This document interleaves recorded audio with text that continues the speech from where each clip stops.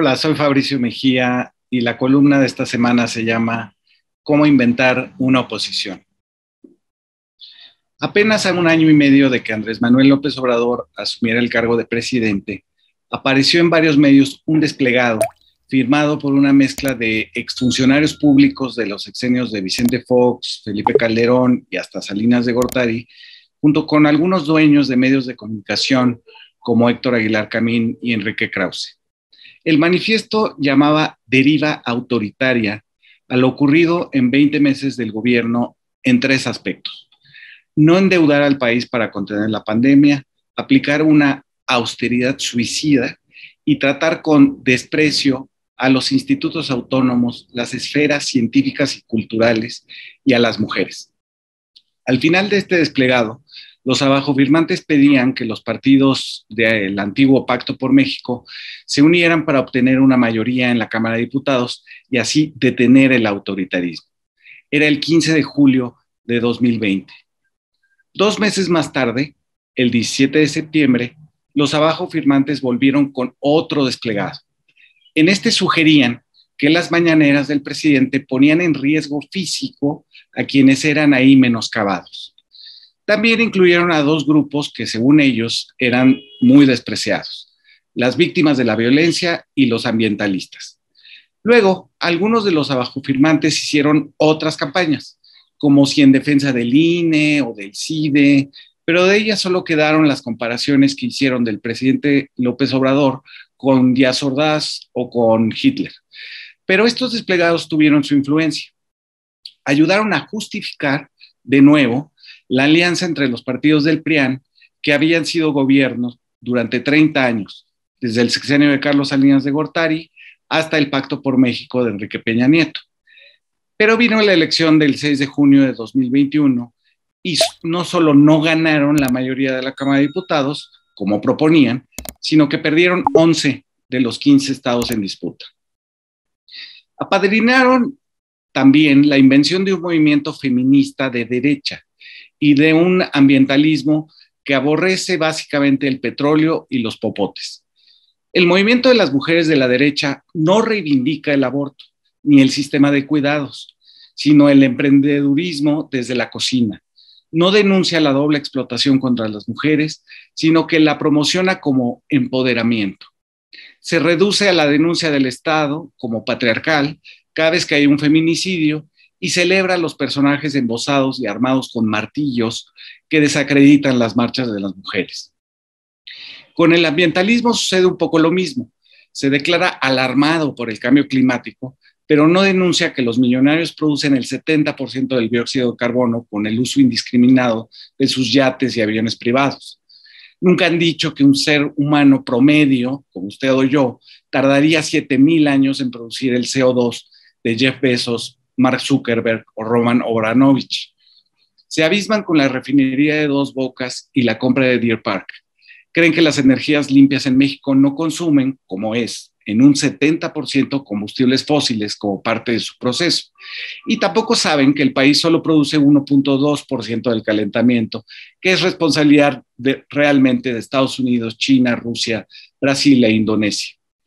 Creen que el Tren Maya y el Sembrando Vida están deforestando unas selvas que desde hace 30 años o más están a merced de los talabosques, los transportistas privados y los terratenientes. Pero nada de esto influye en el apoyo de casi 70% al presidente López Obrador. La oposición paga su banalidad con feministas sin derechos sobre sus cuerpos y con ambientalistas angustiados por la producción del petróleo y no por su consumo. La mentira descarada y la suspicacia como forma predilecta del debate público parecen ser el nuevo territorio de los abajofirmantes. Esto se debe a que se niegan a participar en la revocación de mandato a cuyas firmas de respaldo, 11 millones de ciudadanos, han calificado de perros de Pavlov y al ejercicio constitucional como circo. Se les queda minar los logros, algunos de ellos palmarios, como la vacunación contra el COVID, para hacer oposición.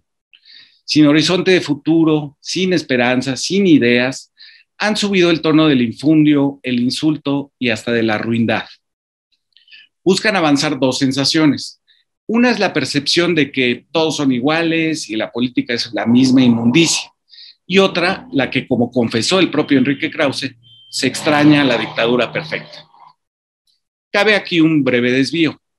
Durante 30 años, desde Salinas de Gortari, el neoliberalismo, es decir, la privatización de los bienes públicos, la desregulación de las responsabilidades de los privados ante la sociedad y el medio ambiente, y la corrupción legalizada, fueron la idea de que México al fin era moderno, a la hora del occidente, dejando de ser mexiquito para ser simplemente global, hablando inglés y usando camisas polo.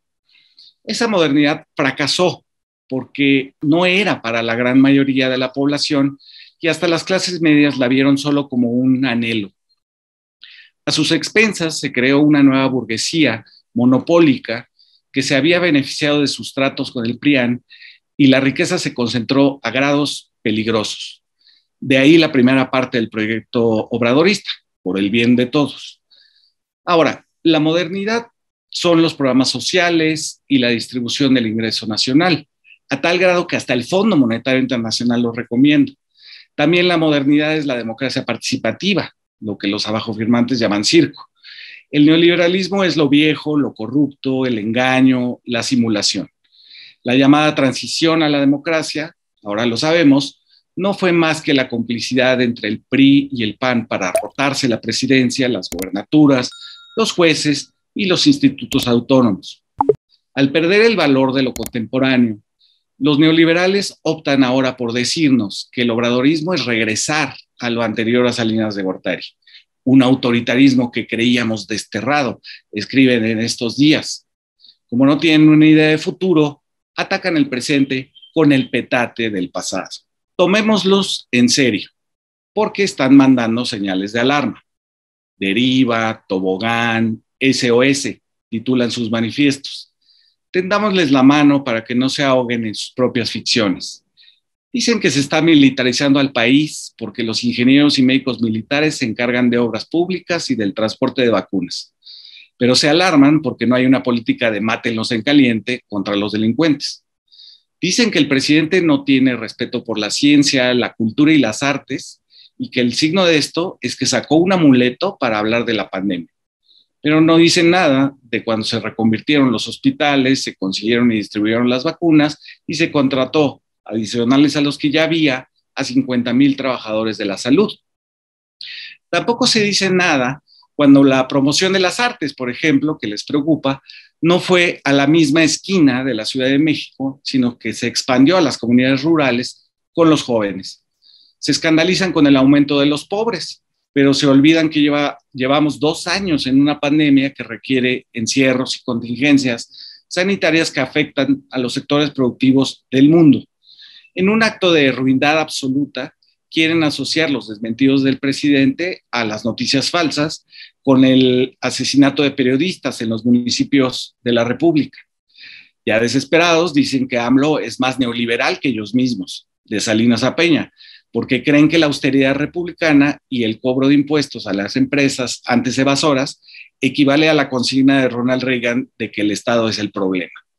Y hasta ahí llegan a decir que el gobierno actual es como los neoliberales, pero sin los zapatos boleados.